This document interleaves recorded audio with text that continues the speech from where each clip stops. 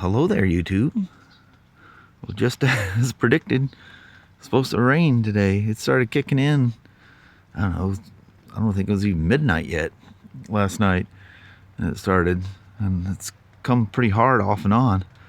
But it's so dry that nothing's like puddling anywhere and nothing. You hear it pounding on the roof for a little bit, and then it just trickles, and you just hear gutters and stuff. But yeah, made the grape tree and the cherry trees all sag a whole bunch from all the leaves being wet. Yeah, she's a wet one out here. Holy moly. It's 62 degrees. I didn't even pay. What was it this morning temperature? Oh, she didn't look either, so. Here's what I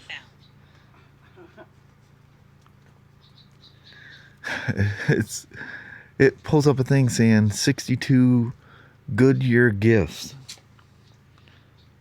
62-year-old gifts. What the heck is that? Where did she get that from? I don't know.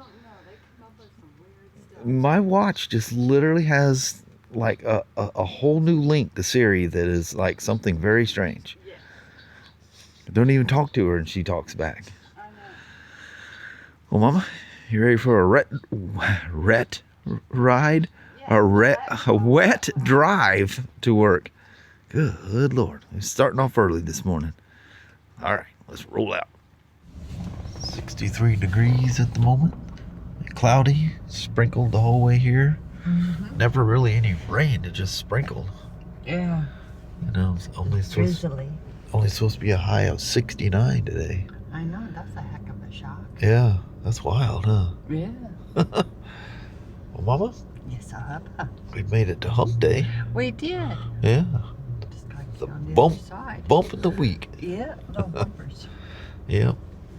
I reckon we're going in there and see what's going on, eh? You think? I think that's a good idea. All right, Mama. Have yourself a wonderful Wednesday, and I'll see you as the day goes on. All right. All right. Love you. See you. Bye. I love you. Bye-bye now. Bye. So I apologize in advance. I'm not switching cameras. I'm on the DJI Action 5 Pro.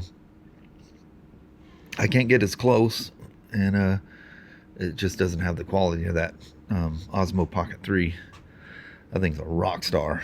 So, I told you I got more information on what to check on this 2016 F3-T.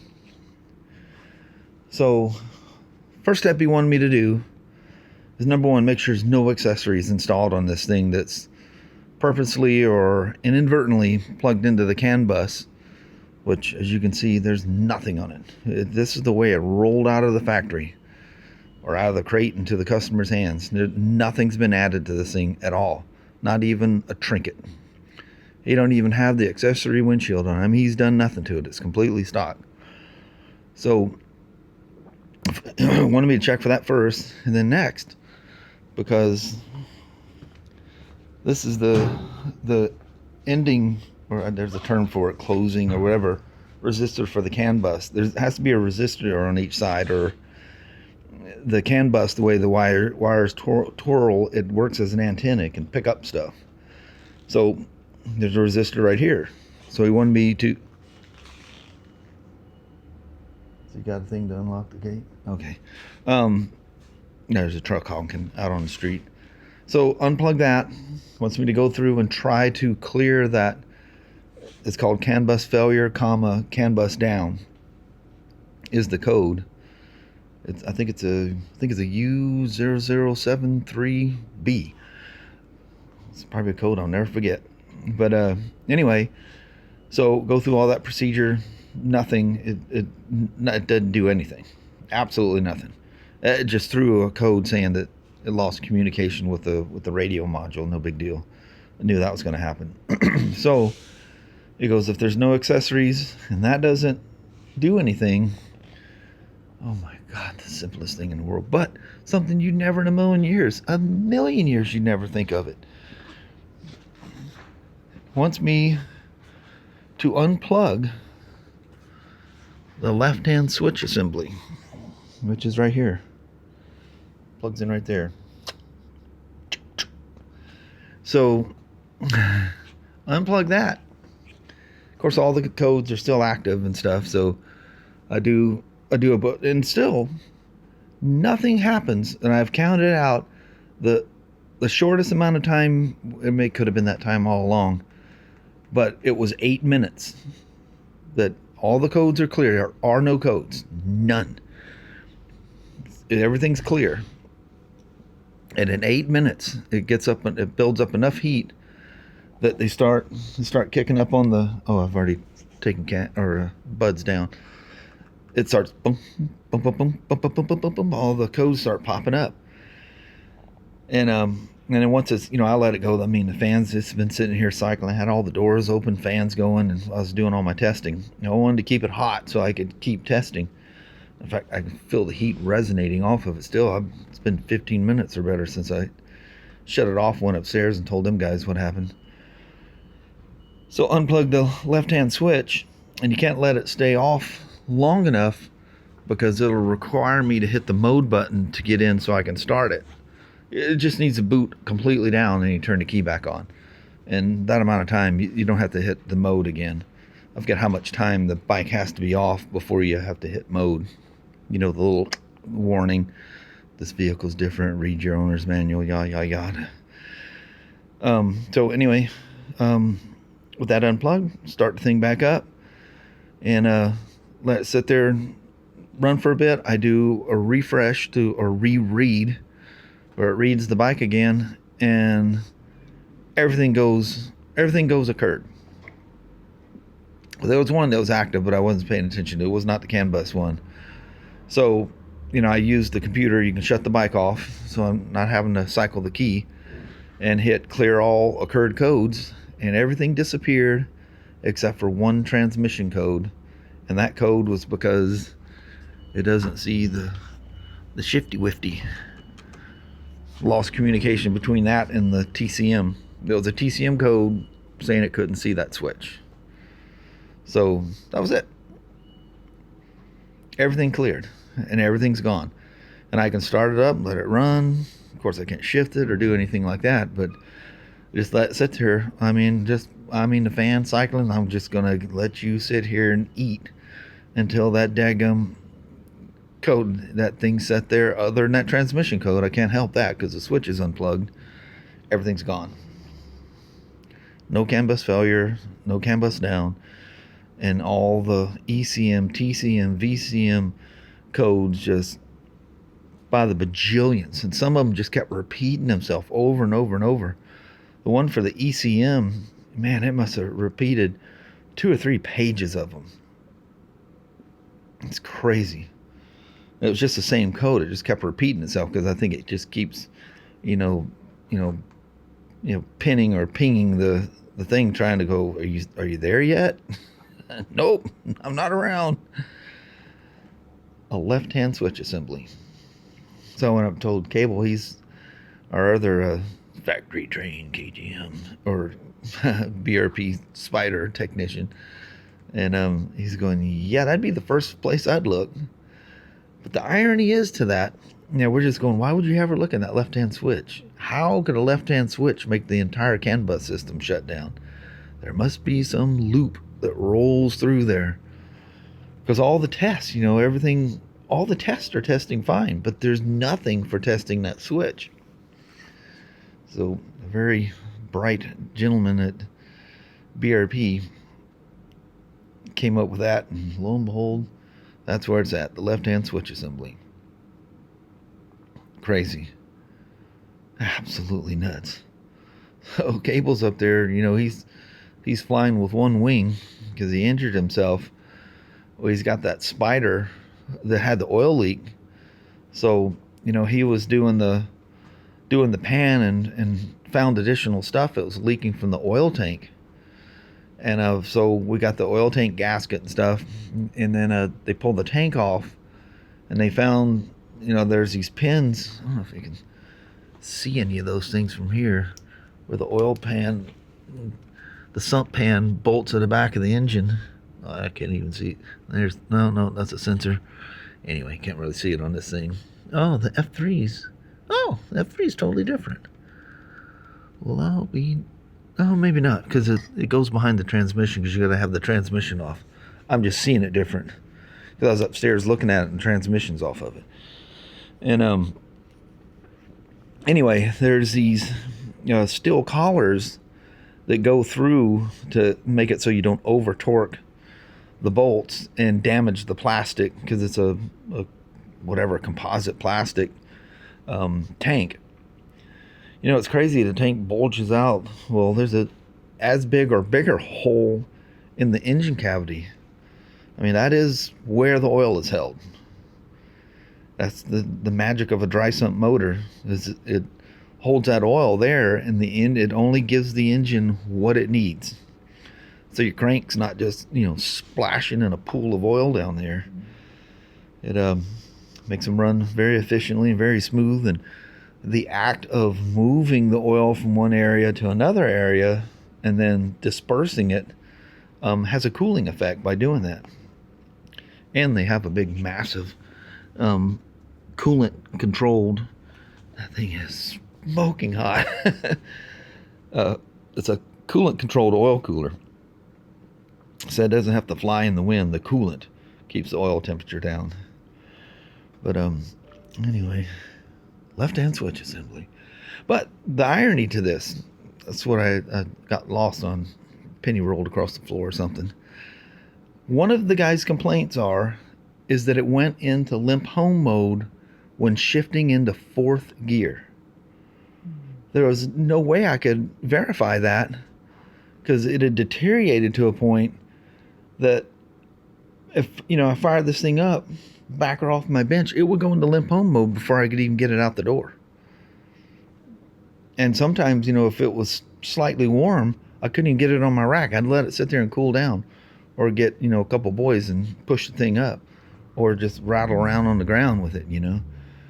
But so I'm looking at that and I said, that just makes absolutely no sense. Why that would make it go into limp home mode. I'm thinking, well, it's just, it appears to be getting worse as time goes by. And because he was riding it and it would do it. And it got so bad that he actually hauled the thing here. It was not rideable. So it just deteriorated. So I was never able to verify the shifting into fourth gear, but that makes sense, because that's where the shifter is on a Spyder. It's all that's in that left-hand switch assembly. So he needs the whole yimmy yam thing here. Didn't I replace the switch? Seems like I replaced the switch on one for something. What was that for? And I don't think it was out of warranty. I don't think they took it. That's terrible. These are all the boxes of stuff I save for people. I can't get over there. There's names sticking out. That's BRP. These are BRP. I don't know what's in the boxes, but I think one of these is a switch. I know that bottom thing is the sprocket. Oh, and sitting on top of it that's the VCM and the recall sprocket. He had the recall on this thing. Crazy. Man. The brain cells that I flexed and probably burned some of them off staring at that wiring diagram and testing. Every once in a while you get one of these things and you get really good at testing stuff. When it's a while, where's all my stuff? The little probes for touching things, and you got to have the pinout box and stuff like that for doing all the testing. Where's the pinout box? Oh, it's upstairs. I've always kept them all because, I was the only one that did it, or my son, and we were always together, and both of us knew we just keep them locked up in the BMW box, but it's sitting over there on my bench now. But anyway, I'm going to sit down, write my findings to BRP. Obviously, it's going to be a left-hand switch assembly, because with it unplugged, everything goes normal, except for one code, because it doesn't see the shifter on the switch. Like I was telling you, at some point, you'll figure out what it is, And Cable and I were saying, you know, it's usually going to be something stupid and simple. And that's exactly what it turned out to be. Not, I think that switch is kind of crazy expensive, but in the grand scheme of things, it wasn't what you're expecting, and it was simple. But there is no test for that. There's just no test. You just do CANbus test. And yeah, crazy thing. But its reaction did something that wouldn't lead you to that. How BRP, well, those guys know these things inside and out. But their test, just random. I'm going, why would I unplug the left-hand switch assembly? Okay, whatever. You know, I'm following. Well, you give me something to do, I'm going to test it out. You could have blown me over like a feather when that thing cleared off. I go, you got to be kidding me. And I'm just thinking, you know, was there some point I would have checked that? No, I literally never would have checked that. Maybe at some point. But I'm thinking something way bigger. But it is what it is. We'll roll out that. Let me write BRP and we'll go from there. So I told you guys about this gentleman's going to bring his 2012 back because he's getting an error code again. And it turns out to be a lean condition, you know, bank 1, which is the rear cylinder. So I think when I replaced that purge valve, you remember I found that the air bleed screw was out like 1 3/4 turns. It should be just seated, not crammed in, but just seated. And so I looked, you know, that thing, the spring behind it, you know, it didn't move. So I'm thinking, you know, my kid and Cable, you know, these things are getting quite old, and they were finding these things. By that time, I wasn't even hardly working on the twins, but they kept finding cracked or split intake manifolds. So I pull the left cover off. You can get to them easy, and I'm, you know, shooting contact cleaner in there. There's no air leaks anywhere on this thing. So I went through and did what they call the first initial ECM reset or something like that. I forget what the terminology is for it. You're supposed to do that after you replace a purge valve. It just kind of resets it's like resetting all the adaptive values, essentially. But the pain in the butt with that thing is you got to relearn the transmission when you're doing it too. So anyway, did that. I just want to check his oil. It's fan cycling. It's probably got enough heat going on now that I can get to it. Oh yeah. So I'll check his oil right quick. He's still running that bad battery. I can't believe he's doing that. It barely starts. You just insist that marine battery you put in there shouldn't be dead. I'm sorry to tell you, but it is. It's going to leave him stranded. So, yeah, I found nothing wrong. Literally nothing wrong. Double checked the purge valve one more time, and it's functioning. You can hear it clicking. It's doing everything it's supposed to. And so yeah, maybe that initial, you know, resetting the ECM just didn't take the first time. We got another weird thing. For a key on one of these, it's also, I think it's 2011 they have up there. We replaced the ignition and a module for it because you can't break past that, you know, that death system. So we did it, but it was like 8 months ago. Now the guy says it doesn't work. So we tried to program it. It will not work. I think his key got exposed to something. So he bought a couple more keys, and we got them recut. And one of the guys comes down, he goes, "You're not going to believe this." He goes, "I didn't have to initialize the keys. I just stuck it in and it ran. If they run over 1 minute, the key is programmed." We did nothing. We did not program the keys. They just self-program themselves. But the original key, you had to put that in, and it won't even start the bike. It just says bad key. I said, something happened to that key. You need to destroy it.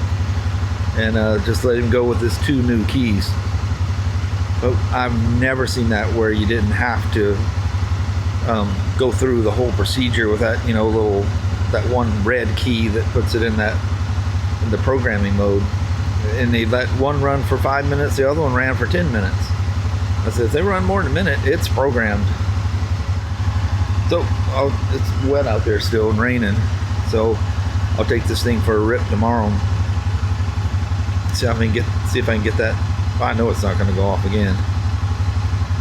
I'm sure it just didn't take the program the first time. Seems like that's happened before, but I completely forgot about that when he came back the first time. You know, saying the light came on and it was, you know, throwing that rear bank or bank 1 code again, which is acting like a purge valve. Well, if you replace a purge valve once it's gotten so bad that it's triggered a code, you have to do that reset procedure. And I've had, over the years, I've had them come back. It just didn't take. But man, what a pain in the butt to get it done. You got to rev the heck out of the thing. Got to get it in the air and go through all the gears. And it says you must be over 1,600 RPMs. No, it's like 2,600 RPMs. I remember the computer still, all these years later, still wrong. You got to rev the dog out of this thing. But anyway, she's purring like a kitten now. It always ran good. It's one thing now, he needs to get that battery, you know. If he had a warranty on that thing, whatever battery you put in there, you need to get another one. He did get an Optimate for it though last time he was here, which is really cool.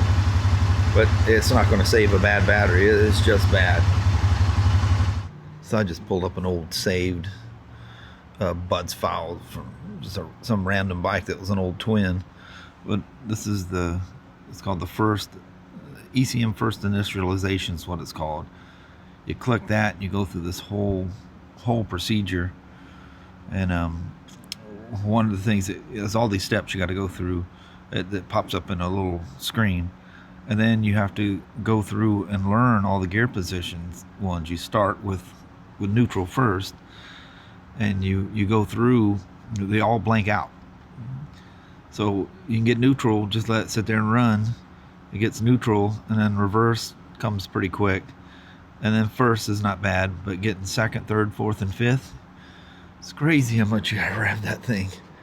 So you gotta jack the thing, make sure the tire's definitely off the ground, jack it up, and it's beeping and carrying on because it's showing VSS codes because the rear wheel's spinning and it doesn't see the front wheel spinning. It goes into limp home mode, but all that's going on, and when you're done, the computer actually clears the codes for you at the end of the procedure, so you don't have to go back and clear them. I need to see how many miles he's been since he was here when we did that oil change, because he's like 7 ounces of oil he's burnt already in that thing. I don't think he's going very far. I just wonder how much this thing's consuming.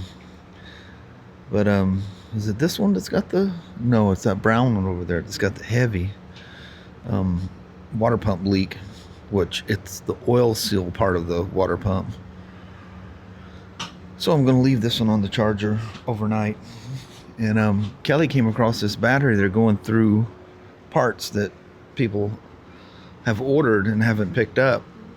And this is a BMW battery from over a year ago that someone ordered. This is why, you know, people complain, you make me pay for my parts in advance.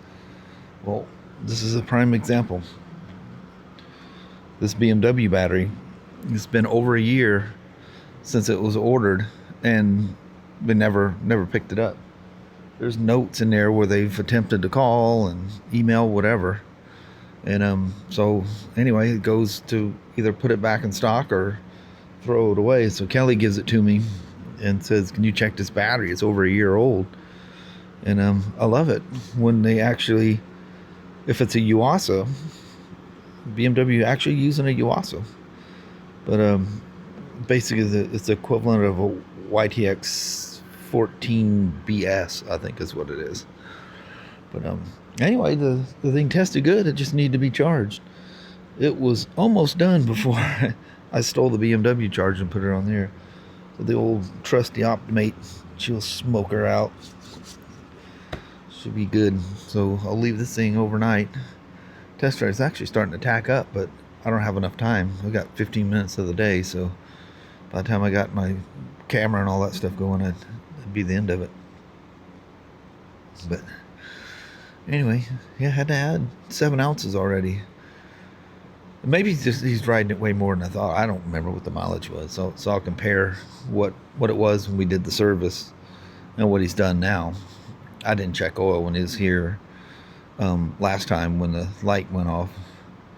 I need to, take it for a good ride and make sure, because it'll trigger.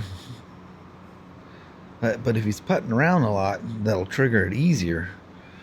So I need to find out how he's riding. I don't think he's riding it that hard.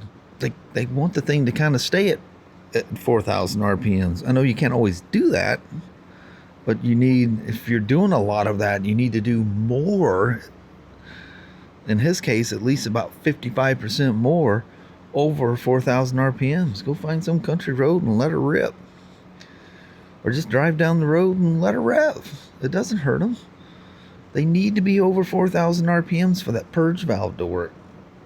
And for the centrifugal clutch to lock up. If you're not at 38, I think it's 3750, they just say, because they can vary, because they say some of them don't completely lock until right around 4,000 RPMs. You need to get the purge valve working, so just keep it over 4,000 RPMs. Need to be 60% over 4,000 RPMs. Oh, you know what? I think this might actually be his old chart. Oh, history. Got the wrong thing. I think this is his.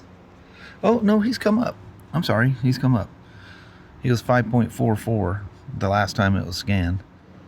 Oh, yeah, he's gone 380-something miles. So, and if he's putting around at those low RPMs, it's just going to, the mileage is going to matter. It's going to be the hours on the bike. That's what it took to get it back to the full mark. Always got my little bottles in here. I might give him a couple of those bottles just to keep on the bike. But the worst thing is getting them to do it correctly, because if they don't, it's a disaster. Because they'll overfill these things in a heartbeat, and that is a disaster. Pushes it right into the airbox on these things, makes the engine overheat, makes any engine you overfill, makes them overheat.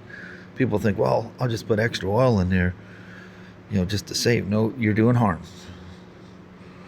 So anyway, I think that'll be it for the night. It's about time. I need to start buttoning up now, so we're gonna roll. Well, hello there, YouTube. It's like 60-something degrees out here.